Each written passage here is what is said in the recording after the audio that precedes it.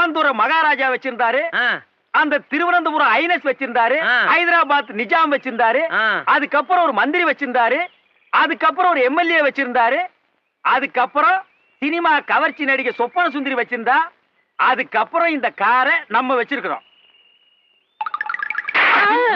யார பார்த்து இந்த கேள்வி கேட்கிற? ஏன் அடிச்சீங்க? ஏன் அடிச்சனா? அவன் என்ன கேள்வி கேட்டான்? ஏண்டா என்ன பார்த்து ஏன்டா இந்த கேள்வி கேட்டா? சொல்றா. அது ஏன்டா என்ன பார்த்து அந்த கேள்வி கேட்ட? இத்தனை பேர் இருக்காங்களே, கேட்க கூடாதா? சொல்றா.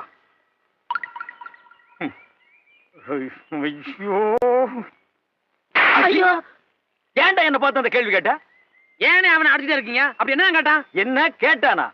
காரை நம்ம வச்சிருக்கிறோம், இந்த காரை வச்சிருந்த சொப்பன சுந்தரியை இப்ப யாரு வச்சிருக்காங்கன்னு கேக்குறான்.